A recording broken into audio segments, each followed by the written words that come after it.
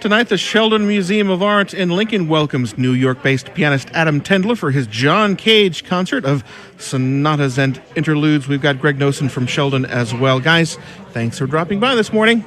Thank you. Good to be here. Apparently, Adam, you like Lincoln, Nebraska. I love Lincoln, Nebraska. I actually love this coffee shop. I think about it all the time, actually. I cherish the mug I bought here 7 years ago when I was last here. It's one of my favorite memories. I came here during my 50-state tour, and that's when I last talked to you.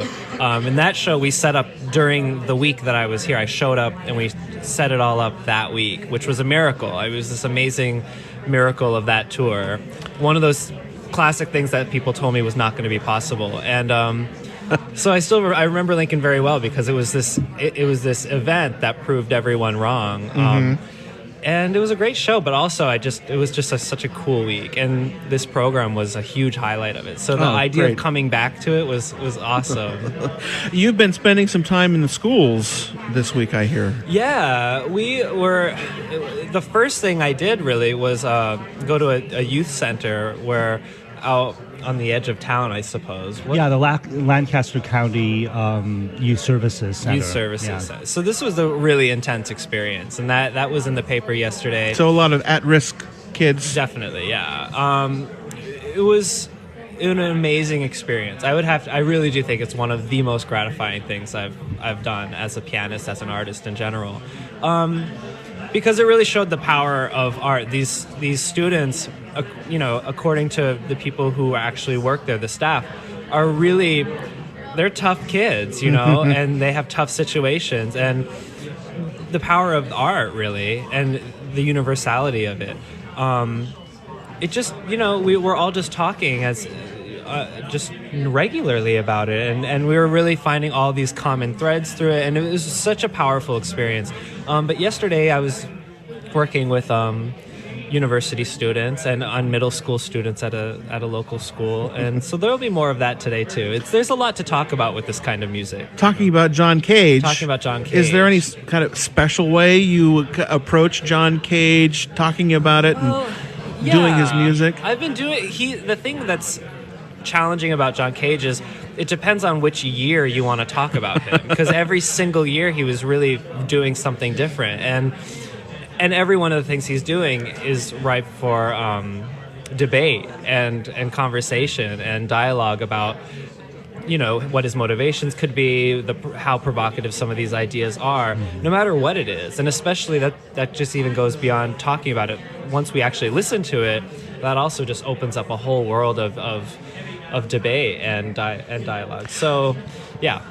This is, I think, one of the new thrusts of the Sheldon, Greg, really kind of expanding our notion, our concept of what an art gallery is all about. I think that's fair to say. I mean, one of the things that we've been working on for the last few years is really thinking about how to use the museum as a crossroads or a forum for people to not just experience visual art and talk about it, look at it, argue about it, but to push themselves a little bit in terms of their experience of other art forms as well. Right. And so we try to nudge people into looking closely, spending more time with stuff that they might not at first thought they'd ever warm to or respond to. And I'm not saying that that's what John Cage is going to be like, but that I don't think that's, given the response we've gotten, I think it's not going to be that way at all. Right. But it's really a way of thinking about, in a broader way, about the role a museum can play in a town like Lincoln. And I think Lincoln's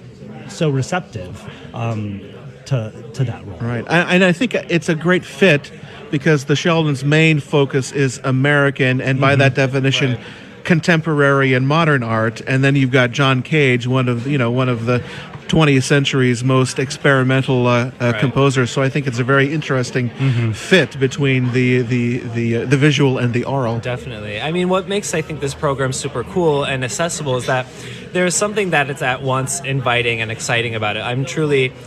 I have stuff inside the piano, nuts and bolts and screws and pieces of rubber, and just looking at the piano, it looks very exciting and interesting, and people want to crowd around it and just look at it as a piece, as a kind of new instrument. But then the sounds, it just sounds like a gamelan. It sounds like a percussion orchestra. Every single note has to be tuned, and it's like as if it's its own instrument. It takes me about 2 hours to do it, but since yesterday, I've still been tweaking the instrument to make it sound just right, you know? We've got a link. You've got some pictures on your Facebook page. We have a link on the Friday Live page at netnebraska.org/radio. You can check out Adam with his conservator's gloves. Oh, yeah, totally. Yeah, I have my surgical gloves when I'm in there. Yeah, totally. Very, very funny. Anesthetized piano. Yeah, exactly. Early surgery on the Sheldon piano. Let's listen to the Sonata Number 5. Before we listen to a little section of it, tell us about that particular sonata. This sonata is just, it's when people ask me what is a first-time listener supposed to think, you know, what would I tell a first-time listener for John Cage? And I always just say, like, that it's supposed to sound cool. Like, it's not a mistake that this sonata we're going to listen to sounds really cool. He is trying to make the piano sound like a drum circle, and he succeeds. Like, it's not a mistake. He's going for it, and he knows it sounds fun and playful and exciting. And what's interesting is if I was to take all the screws and nuts and bolts out, it would sound really boring. It would sound just like a bunch of chromatic scales. But with all the materials in there, he composes the piece around the materials and creates this thing that just sounds like a bunch of people hitting drums. It's just amazing. there's the sense of delight, I think, is evident in Exactly. the piece. Well, here's Adam Tendler and John Cage's Sonata Number 5 for prepared piano.